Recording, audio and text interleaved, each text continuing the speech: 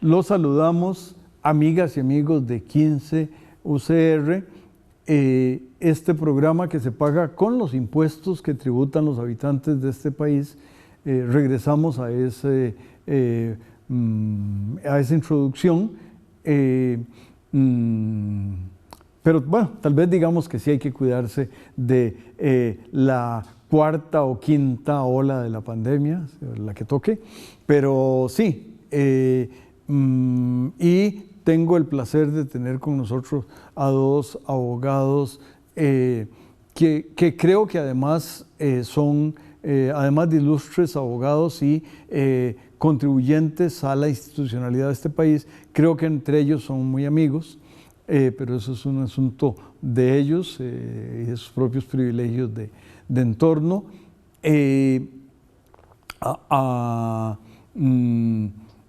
Don Rubén Hernández y don Carlos Arguedas, tal vez por Arguedas empezamos con don Carlos, o por Carlos antes que Rubén, entonces por alfabeto invitamos a don Carlos. Por favor, don Carlos.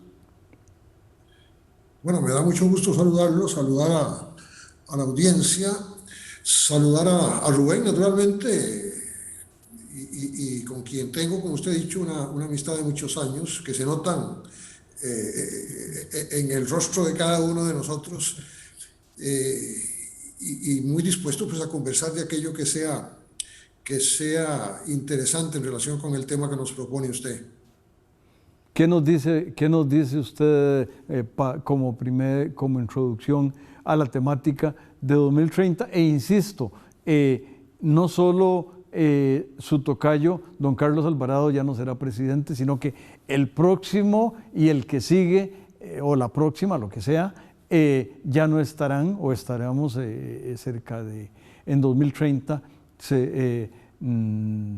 estaremos a 9 años de 2021, de suerte que es cerca, pero no tanto. Mire, yo soy muy mal profeta y me cuesta mucho vaticinar qué va a ocurrir el día de mañana, y con mayor razón qué va a ocurrir de aquí a una fecha tan distante. Para comenzar, quisiera ver lo que ocurre en 2030, no perderme lo que ocurre en ese año. Y siempre corre uno el riesgo de que eventualmente los acontecimientos lo excluyan de la historia en un determinado momento y no podamos saber qué pasó finalmente. Es evidente, es un lugar común decir que son los que corren actualmente tiempos complicados, tiempos muy difíciles, y habitualmente en tiempos de esta clase uno tiende a ver el futuro distante a partir de las dificultades actuales. Muy probablemente algunas las habremos superado entonces en diferentes planos y otras se habrán agravado. Yo creo que hay síntomas en el país de un mayor fraccionamiento social, de mayores tasas de exclusión social, crisis intensas en áreas fundamentales como por ejemplo el área de la educación pública, el área de la salud, dificultades de configuración de un sistema político que funcione de una manera más concertada, más racional. Todos estos elementos, ¿hacia dónde nos van a conducir? Vamos a encontrar en el paso del tiempo, o con el paso del tiempo, en los años que faltan para llegar a 2030, la sensatez en los ambientes políticos, la capacidad de cooperación, de diálogo, de concertación necesarias para poder llegar a resultados positivos y no a conflictos de otra naturaleza. Hay temores que yo creo que la gente alienta, algunos sectores de la gente alienta, por ejemplo el temor a los populismos de un signo o a los populismos de otro signo. vamos a ser nosotros víctimas también de ese tipo de soluciones o de problemas en el futuro cercano. Vamos a poder superar en medio de las dificultades todos estos obstáculos con que el país vive actualmente. Yo quisiera ser positivo y, basándome en una tradición ya bicentenaria, decir que vamos a poder salir adelante en muchas de nuestras dificultades a partir de las tradiciones cívicas que nos han legado nuestros antepasados. Yo esperaría que esto ocurra así. Yo esperaría que esta inclinación tan mayoritaria, aparentemente tan abrumadoramente mayoritaria por un sistema democrático que funcione, que opere con mayor eficiencia en el futuro, nos conduzca a un momento histórico en 2030 donde podamos decir que durante esta década, a pesar de las dificultades, hemos sido relativamente exitosos. Pero no aseguraría que las cosas resulten así. Tal vez, y antes de invitar a don Rubén a su primera participación, tal vez decir un poco, y lo pensé mientras usted hablaba, de que usted fue diputado, además de haber sido magistrado de la Corte Suprema de Justicia, fue diputado en la legislatura anterior, y yo quería hacer una reflexión. La gente en general dice que la Asamblea y los adjetivos no son muy amorosos, la mayor parte de los que se dicen, pero yo estuve en una entidad de servicio público que es el banco, no en la institución, sino en la Junta de Gobierno del Banco Central, y una de las cosas que veíamos en el Banco Central es que nunca había una serie de medidas que había que tomar, y nunca, y vino esta asamblea, y por el ingreso a la OSD se aprobaron todas las reformas que estuvieron en fila esperando mejor suerte y la mejor. Entonces, este país, tal vez por las razones equivocadas, pero me parece que la institucionalidad se va, o uno puede ser, ese positivismo que quiso don Carlos sugerir, vamos a ver, les di una línea de mi propia experiencia. Don Rubén, por favor. Bueno, buenas, ya casi buenas tardes, quedan 10 minutos.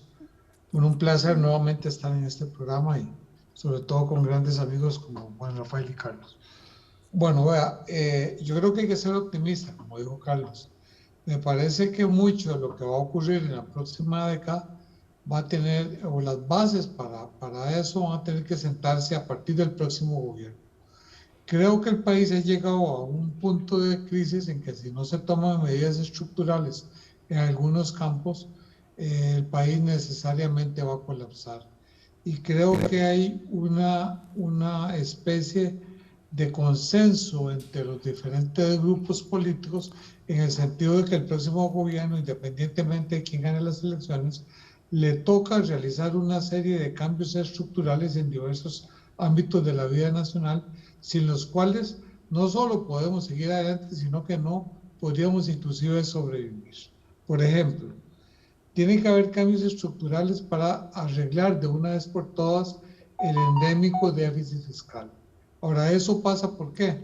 Pasa en primer lugar por una reforma estructural del Estado que se ha ido postergando a lo largo de los años y que supuestamente este gobierno la iba a iniciar y sin embargo al final la engavetó.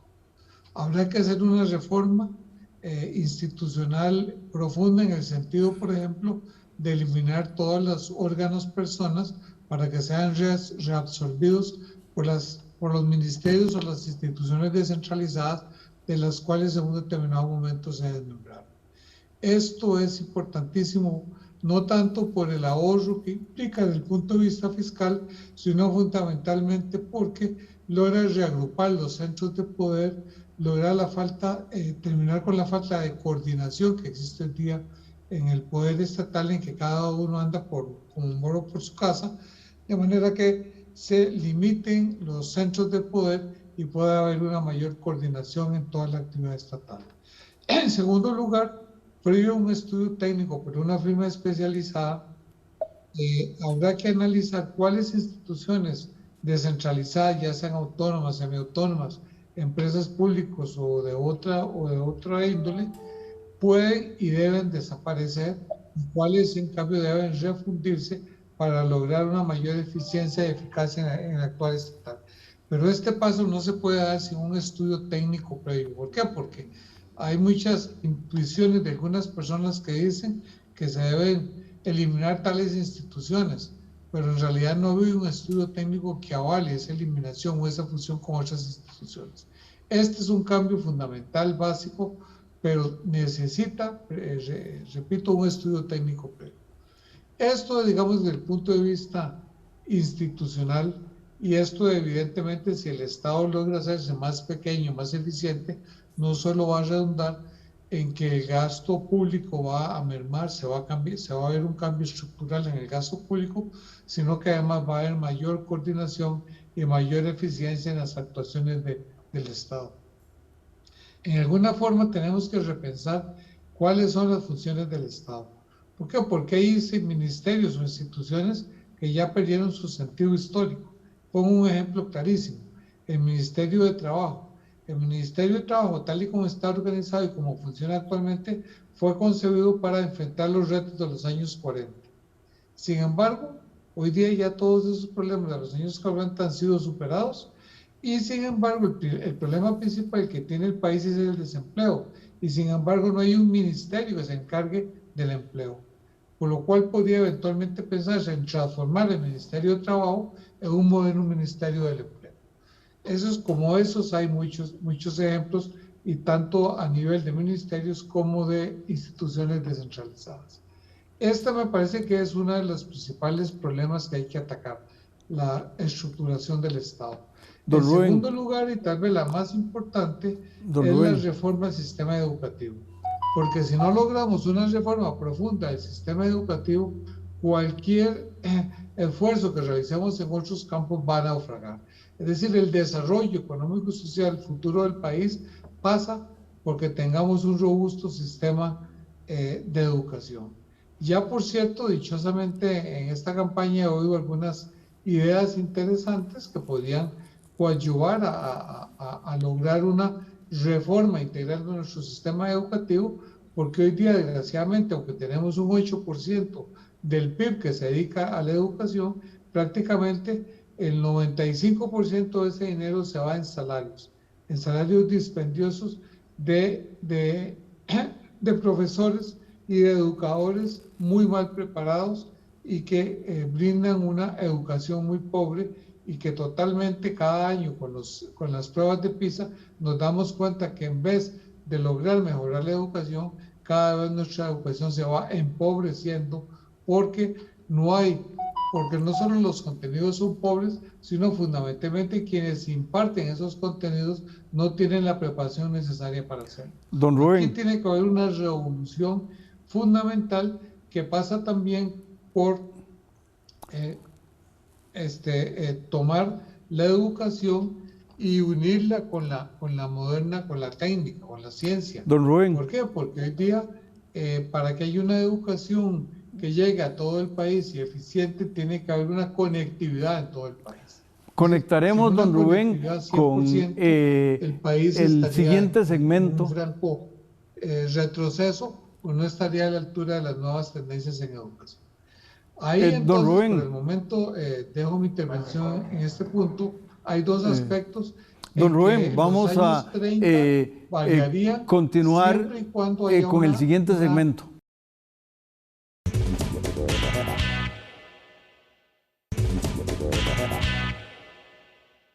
Continuamos pensando en el futuro del país y en las soluciones que habrá que ir elaborando alrededor de instituciones y arreglos. A mí me da la impresión, pero eso es así, que en este campus Rodrigo Facio de alguna manera se carga, y yo entiendo que don Rodrigo fue el que insistió mucho en la constituyente del 49 en la idea de las instituciones autónomas, se han vuelto en muchos ámbitos casi más importantes que los propios ministerios, y eso no quita que además se crean ministerios, y tal vez la pregunta que yo le plantearía a las amigas y amigos que nos escuchan es, diga no el viceministro, diga el ministro de la mayor parte de los ministerios. Yo creo que excepto 5, creo que la mayor parte de la gente se sacaría una mala nota, y ahí no es el problema de la educación, donde el profesor que enseña matemática o inglés no pasaría dicen los expertos, que no pasa las pruebas de bachillerato en matemática o en inglés, el profesor que imparte la materia. Entonces, obviamente algo está complicado en Dinamarca. Pero retomemos a don Carlos, por favor. Don Carlos. Bien. Mire, Rubén hablaba de 2 aspectos que me parecen naturalmente muy importantes: la reestructuración del Estado y el tema de la educación pública. En el primer tema, a mí me parece que nosotros actualmente tenemos problemas de gobernabilidad que tenemos que resolver. De lo contrario, vamos a tener enormes problemas. Efectivamente, tenemos un aparato público sumamente amplio, muy disperso, muy descoordinado.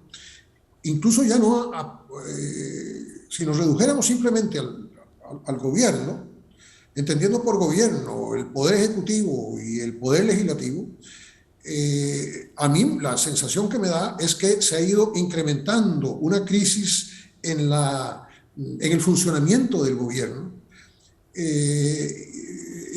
que realmente el mecanismo de coordinación y cooperación en un ámbito estrecho, como es el ámbito estrictamente del Poder Ejecutivo, funciona muy mal. Yo quiero citar aquí que en alguna oportunidad, conversando con el expresidente Daniel Oduber, él me mencionaba que durante su administración, durante su gobierno, él había dispuesto de un sistema en el que él se ocupaba de la Asamblea Legislativa y se ocupaba de la política exterior, que en aquel momento eran fundamentales, pero para efectos de la coordinación del aparato de gobierno centralizado, él disponía de un primer ministro, que en aquella época era don Carlos Manuel Castillo, ya fallecido los dos, que era un primer ministro realmente, que le daba una coordinación, una previsibilidad al funcionamiento del aparato del gobierno central, con notable éxito.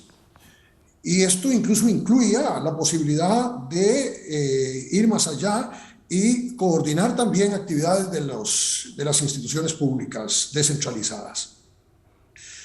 Yo tengo la sensación de que nosotros hemos desvinculado los nexos de cooperación, de coordinación en el gobierno, y hemos invisibilizado un poco el liderazgo del gobierno. Ahora usted mencionaba, preguntémosle a cualquier costarricense quién es actualmente el ministro o la ministra de la presidencia, y muy probablemente casi nadie lo va a saber. Es decir, todo el peso. Está pegando. Sí.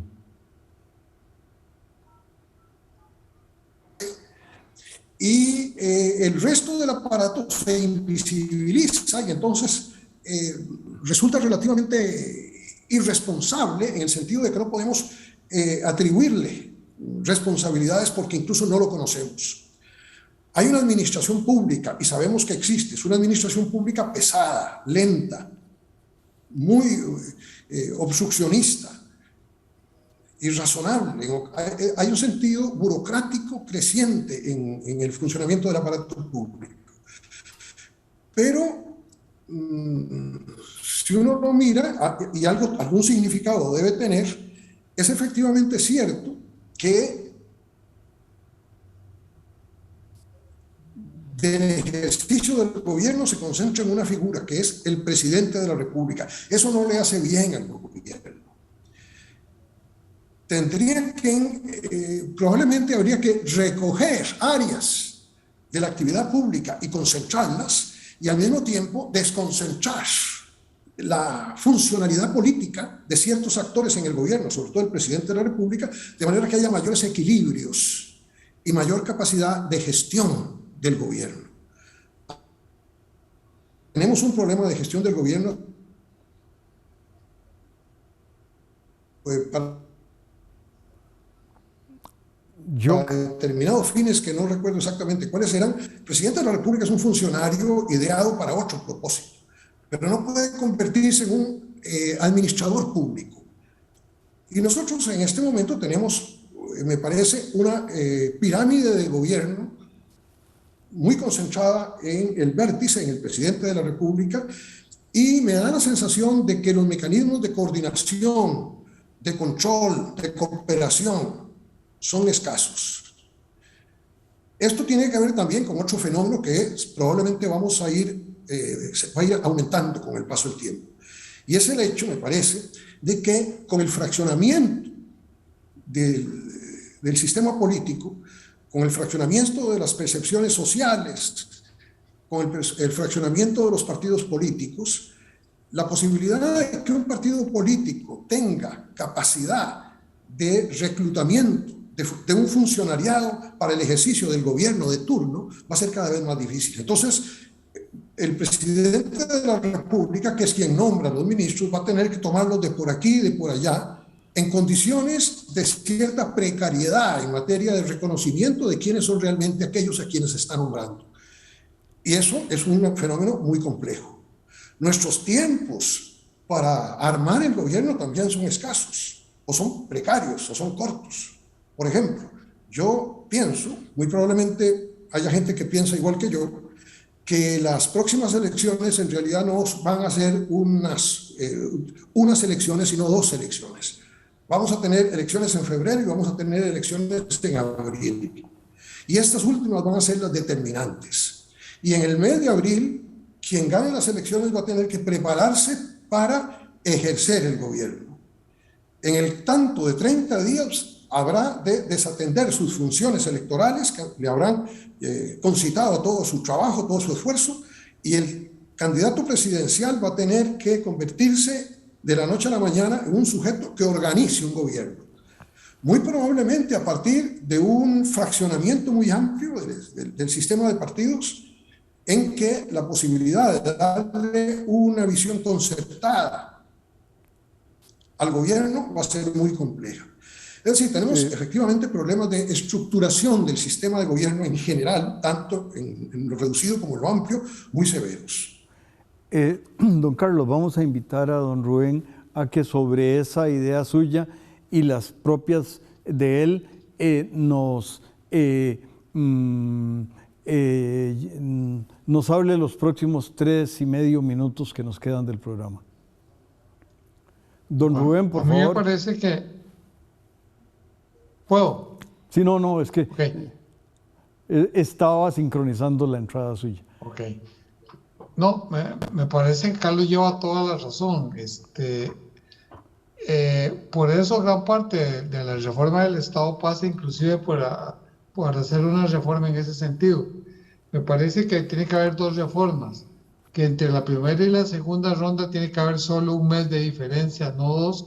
Y en segundo lugar, que dado de que prácticamente ahora tenemos un régimen pluripartidista y casi prácticamente de que siempre habrá segunda ronda, que los diputados se elijan en la segunda ronda, de manera que el partido que gane las elecciones pueda tener una mayoría parlamentaria o tener más diputados, de manera que haya más posibilidades de gobernabilidad. No como ocurrió en las últimas dos ocasiones en que el PAC pasó a la segunda ronda, pero obtuvo muy pocos diputados en la primera ronda, y posteriormente hemos visto el problema de gobernabilidad que se ha planteado. Es decir, estas son reformas necesarias que la misma dinámica del sistema político y electoral ha hecho necesario plantear. Otra reforma necesaria, ya todos sabemos, es cambiar la forma de representación en la Asamblea. Es decir, no podemos seguir teniendo solo los diputados 57 a nivel provincial, sobre todo que las provincias no representan nada. Podría buscarse un sistema mixto en el que haya los 57 diputados de distrito electoral y hacer 14 más a 2 a razón por provincia. De manera que haya 14 a nivel nacional elegidos, 2 por cada provincia. De esa manera estarían representadas las provincias, habría una representación nacional y posiblemente se enriquecería la Asamblea Legislativa, y posiblemente habría que abrir la posibilidad de que se vuelva a restablecer la reelección de los diputados al menos por un periodo más, es decir, que puedan ser por lo menos diputados por 8 años consecutivos, de manera que pueda haber, digamos, que en cada Asamblea Legislativa hay un núcleo de diputados que venga con experiencia de la Asamblea anterior y además pueda retomar los asuntos que quedaron pendientes y darles continuidad. Es decir, son reformas al sistema político que son necesarios para modernizar y hacer más eficiente el Estado. Don Rubén, definitivamente, el problema que tenemos en este momento es que hay unas elecciones totalmente inciertas que no se sabe qué va a ocurrir, es decir, con 26 partidos en la lista electoral puede ocurrir cualquier situación, desde que hay una concentración en 2 o 3 hacia que hay una gran dispersión. Eso nadie lo sabe, habrá que esperar el 6 de febrero y luego veremos cuáles son los 2 partidos que van a llegar a la segunda ronda y ver cuáles alianzas posibles se pueden dar entre esos partidos con los otros, o bien si puede ocurrir lo de la vez pasada, que el electorado se polarizó en contra de un determinado partido por razones ideológicas y sobre todo religiosas. Gracias, don Rubén. Esperemos que esta vez no ocurra eso. Les agradecemos a los dos e invitamos a las amigas y amigos a que se queden con los espléndidos programas de 15 UCR. Gracias.